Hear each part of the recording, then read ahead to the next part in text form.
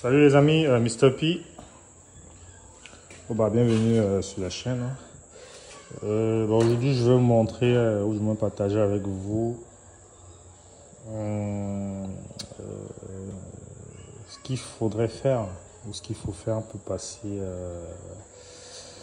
pour configurer le protocole avec lequel notre machine va fonctionner lorsqu'on connecte soit un moniteur rondeur, soit un lecteur de billets ou un système de paiement qui a un protocole de communication du type MDB ou EXE.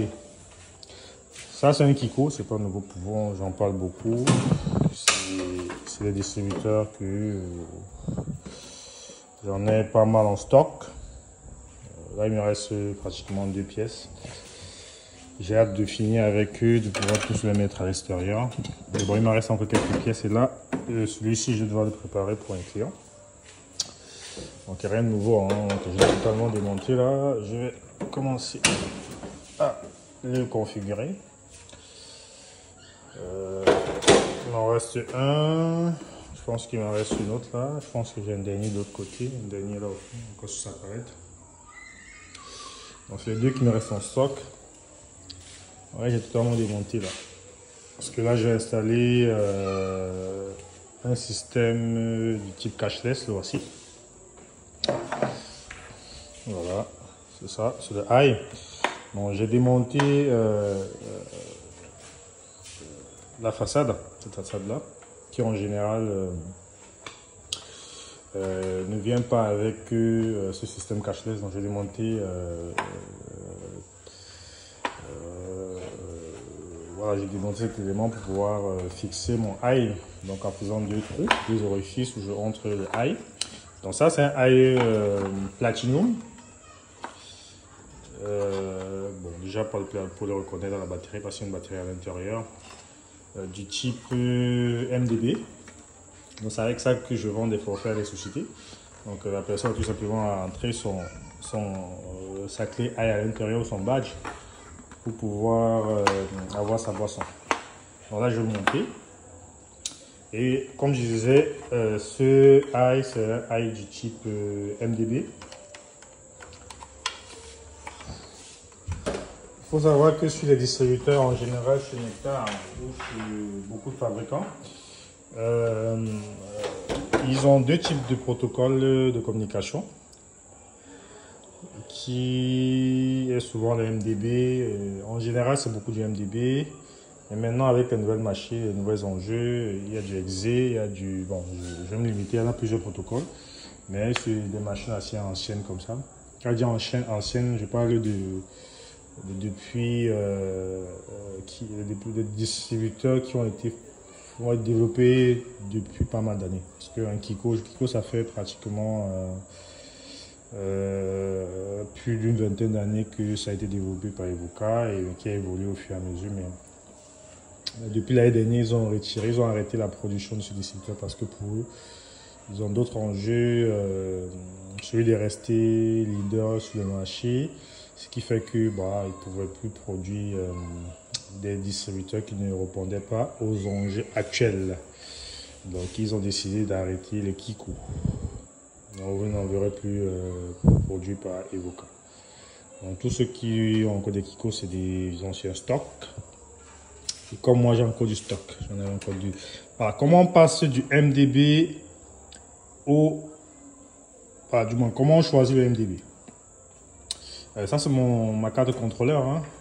C'est pas nouveau. Ça se ressemble presque pareil sur toutes les cartes, tous les distributeurs du type Nectar. Donc, je vais enlever ça. Ce distributeur, il fonctionne avec deux protocoles, le MDB et le EXE. Mais par défaut, je pense que sur la config qui est vendue sur le marché européen, ou du moins en France, Allemagne, Italie, c'est pour la France, je vais me limiter à la France pour ne pas raconter n'importe quoi. La carte vient par défaut en configurant en mode EXE. Donc pour remarquer là. Donc on a deux câbles pour brancher soit notre moniteur rondeur, reçoit notre lecteur de billets. Mais bon, je pense que c'est plus les monnayeurs Honda qui viennent en exil. Rarement les monnayeurs Honda. En tout cas, ceux que j'utilise viennent généralement à MDB. Donc par défaut, le monnayeur Honda, il est en exé, et sur ceux qui courent, on a un Kiko qui par défaut aussi est configuré en exé. Comment je passe à MDB? Parce que moi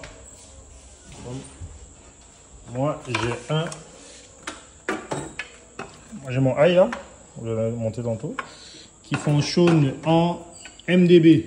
Si je le branche là directement sur ma carte, je pense que le port MDB il est là. Il faut aller récupérer la fiche technique ou la data technique de cette carte pour voir le port qui correspond à MDB, celui-ci. Voilà. Ouais. J'ai les connecteurs, je le branche là.